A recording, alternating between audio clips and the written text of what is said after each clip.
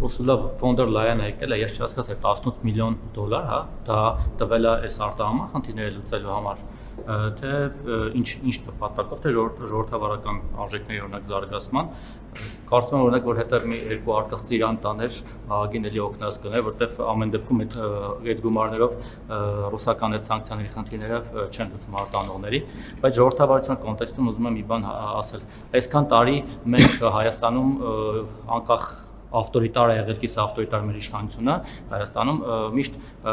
Ադրբեջանի նախագահին անվանել ենք բռնապետ եւ մենք որպես դրոշակակի ժողովրդավարության բաստիոն իսկապես հանդես ենք եկել տարածաշրջանում։ Ինձ հետաքրքիր է դուք Իլհամ Ալիևին ինչպեսի ղեկավար եք գնահատում, ժողովրդավար ղեկավար է նա, թե այնուամենայնիվ բռնապետ է, եւ եթե ձեզ հետ համեմատենք, եթե ժողովրդավարը ապա դուք եք ավելի ժողովրդավար թե Ալիևը, իսկ եթե բռնապետ է ապա դուք եք ավելի բռնապետ թե Ալիևը, եւ Ursula von der Leyen-ը Հայաստանում ժողովրդավարության մասով ինչ կարծիքները, ինչ գնահատական ունի, օրինակ երբ որ տեսնում եմ, որ դուք ամբիոնից ուղիղ ցույցում եք տալիս դատախազին, դատավորներին, դատական համակարգին, կասկածի տակ եք դնում դատարանների որոշումները, Տիկին von der Leyen օրինակ այս մասով ինչ որ կարծիք հայտնել, օրինակ լավ եք անում, վատ եք անում որպես բաստիոնի ղեկավար ժողովրդավարության։ Մի բան էլ Ալեն Սիմոնյանի մասով, այսօր հետաքրքիր ինֆորմացիա ինձ տվեցին, ինձ հայտնեցին Ալեն Սիմոնյանի այս թիմից մեկ ուսանալու, նրան այսպես լուսանցք մղելու հետ կապած, չգիտեմ իր հետ կապած օրինակ գուցե Ռուսաստանի դեսպան նշանակելու պլաններ ունենա կամ այլ ինձ ասացին, որ ձեր կինը Աննա Հակոբյանն է նաև դերակատարում ունեցել, որ Ալեն Սիմոնյանը այսպես քաղաքական process-ներից դուրս գա,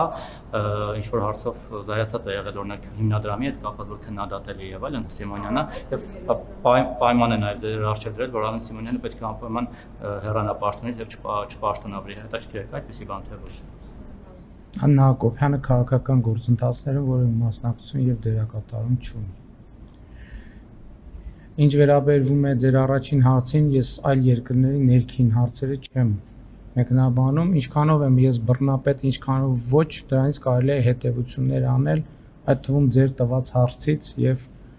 այն փաստից, որ դուք հիմա կանգնած եւ ոչ միայն հիմա սրանից առաջ էլ եւ սրանից հետո էլ տեղ կանգնելու եք եւ ամենատարբեր աստիճանի տափակության հարցեր եք տալու, ունենց որ դա շատ ուղիղ ցուցիչ է, ինչքանով եմ ես բռնակալ։ Շնորհակալություն հարգելի պարոն Մակարյան։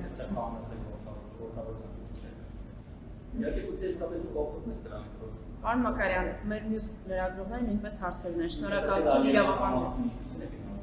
Ես ձեր հարցերին պատասխանեցի։ Ես ձեր հարցերին պատասխանեցի։